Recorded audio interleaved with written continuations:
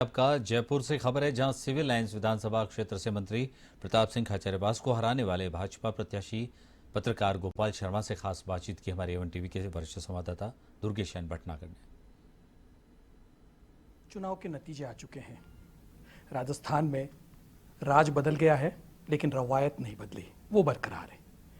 तो एक प्रचंड जीत के साथ राजस्थान में बीजेपी अब काबिज हो गई है और इस जीत में सबसे महत्वपूर्ण है सिविल लाइन विधानसभा क्षेत्र। वो इसलिए क्योंकि महामहिम यहाँ बैठते हैं, बड़े नेता यहाँ पर हैं और सबसे बड़ी बात प्रताप सिंह खाचरियावास जैसे कद्दावर नेता कांग्रेस के वो यहाँ पर, और उनको पटकनी देते हुए गोपाल शर्मा जो कि पत्रकारिता के पुरोधा हैं, वो वहाँ से जीत दर्ज करके आए। गोपाल शर्मा जी हमारे साथ हैं, उनसे जाने कि क्या चुनावी उनका सफर रहा। आपको सबसे पहले बहुत बहुत बधाई, और बधाई इस बात की भी कि आप हम सबके प्रतिनिधि हैं। पत्रकारिता के आप पुरोधा हैं, पत्रकारिता को आपने जिया है। बहुत अभिनंदन आपका, बहुत बहुत आभार। गोपाल जी, कैसा रहा ये चुनावी सफर? देखिए, चुनावी सफर एक सपने की तरह था। अचानक टिकट मिली और तैयारी कुछ थी नहीं।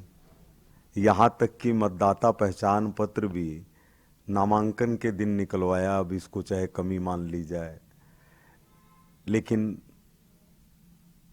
प्रधानमंत्री नरेंद्र मोदी जी के नेतृत्व ने, राजस्थान के नेताओं के नेतृत्व ने, इन सब ने भरोसा करके एक पत्रकार को राजनीति में उतारा, और सक्रिय पत्रकार को, जो सामान्यतया होता नहीं है, अब तक है कि राज्यसभा में भेज देते हैं, उन्हें जनता के बीच उतारा।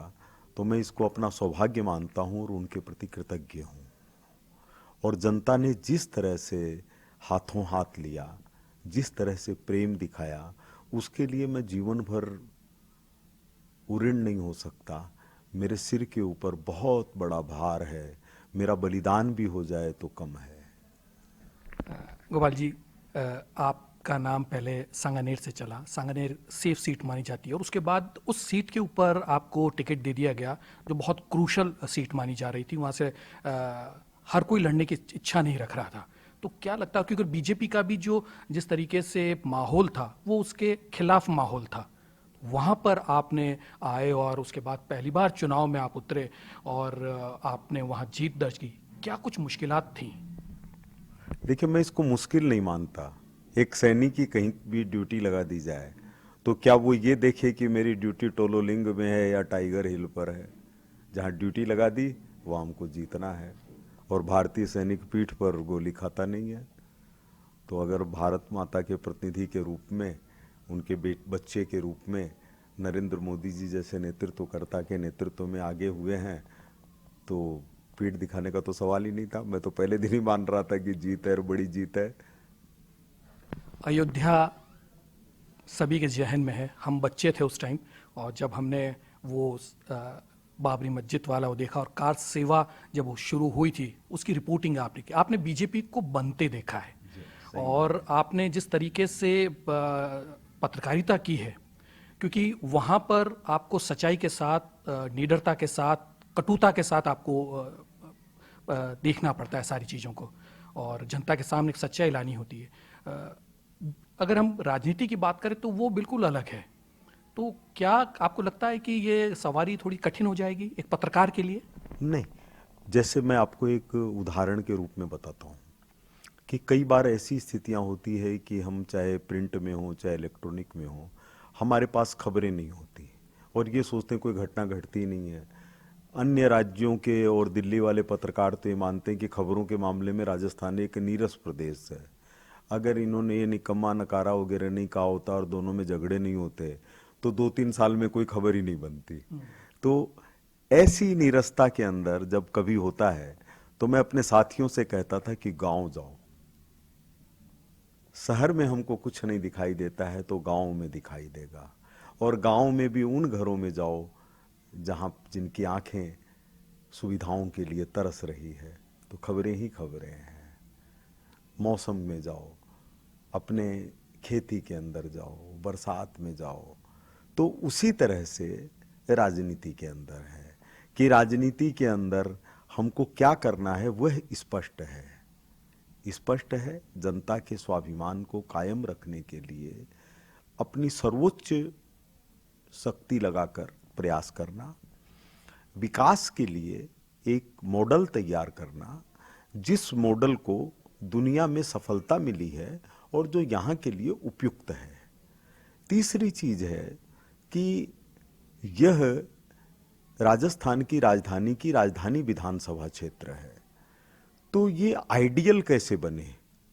आइडियल के लिए कोई जरूरी नहीं है कि कोई चीज पहले हो चुकी हो।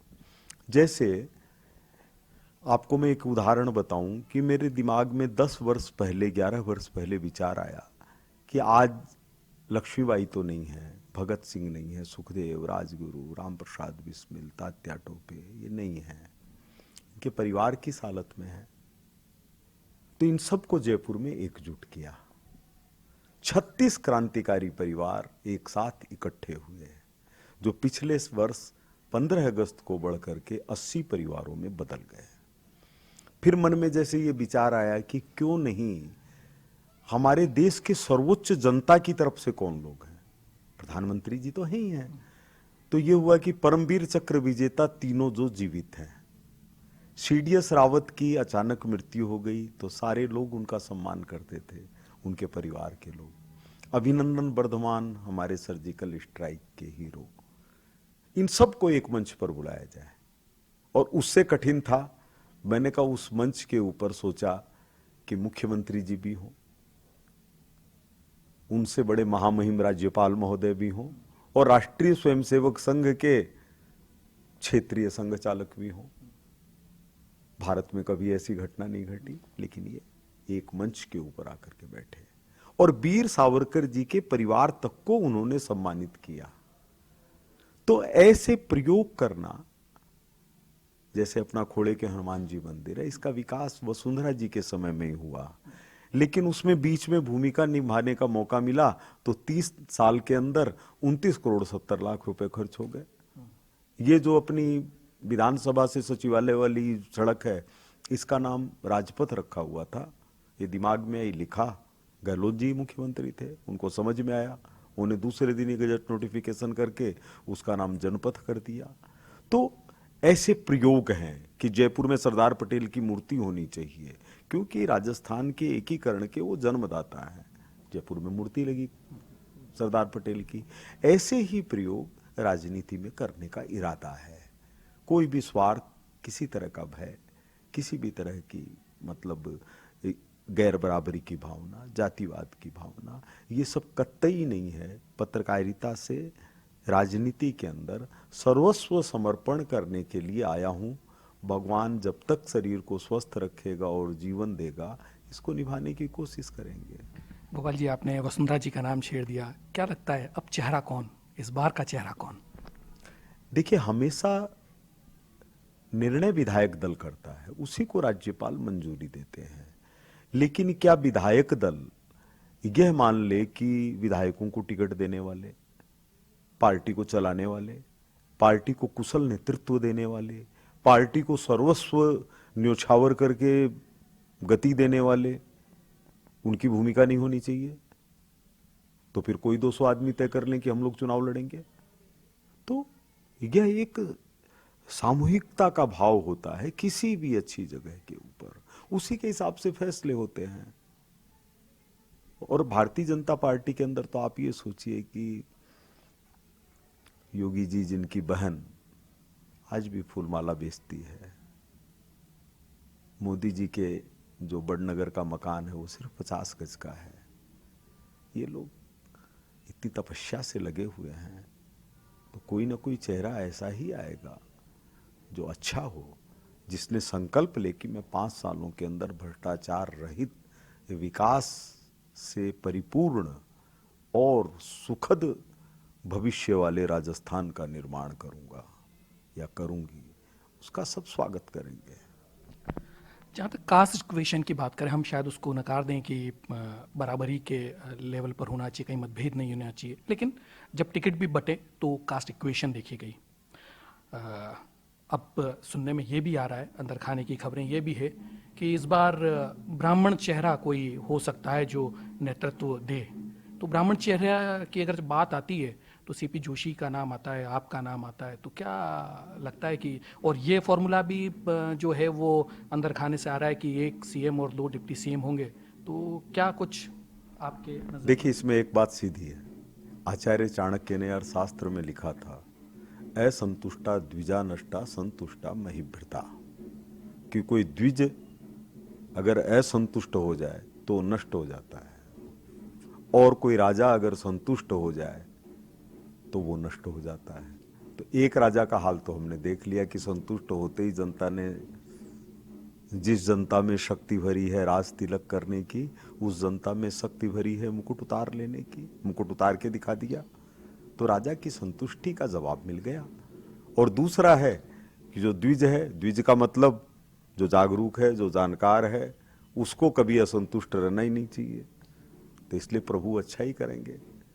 राजस्थान की धरती की सड़कों के ऊपर आज भी वीरों की हड्डियों की धूल की गंध आती है। आज भी आवाज के अंदर चेतक के टापुओं की गूंज सुनाई देती है। आज भी मीराबाई के भजन कहीं न कहीं स्मरण होते हैं। तो उस राजस्थान के विकास को कौन रोक सकता है? एक सबसे इम्पोर्टेंट बात गोपाल जी, वो क्योंकि आप पत्रकारिता परिवार से हैं, हम सबके आप मार्गदर्शक रहे हैं, हमारे पुरोधा हैं आप, और अब आप इस शक्ति के साथ अब उस जगह विराजेंगे जहां से सरकार जो काम करती है। पत्रकारों को कितना मतलब हम माने, हम परिवार वाले लोग कितना माने कि हमारी आवाज़, जो सबसे ज़्यादा शोषित वर्ग है, मैं कहूँगा कि जो शोषण के लिए अपनी आवाज़ उठाता है वही सबसे ज़्यादा शोषित है, तो उनका जो शोषण हो रहा है लगातार, उसको लेकर क्या आपकी रणनीति रहने वाली है? देखिए पत्रकार भाई, एक चीज को समझ लें, सितम भी सहना दुआ भी करना, गया बेकसी का वो जमाना, अगर है जरूरत गिराओ बिजली, बना रहे हैं हम आशियाना। तो आश्वस्त रहें। 100%, 100%, 100%। तो बहुत बहुत धन्यवाद आपका हमसे। तो ये गोपाल शर्मा जी, पत्रकारों की आवाज़ उठेगी और अब सत्ता से जो है उनका किस तरीके से कल्याण हो, इस ओर भी उनका ध्यान रहेगा। वहीं सारे प्रदेश को लेकर भी उनका एक विज़न है, उसको लेकर वो सरकार में और पार्टी में आगे बढ़ेंगे। हमारे उनको बहुत बहुत शुभकामनाएं हैं। कैमरामैन जितेश के साथ दुर्गेशन भटनागर, A1 TV, जयपुर।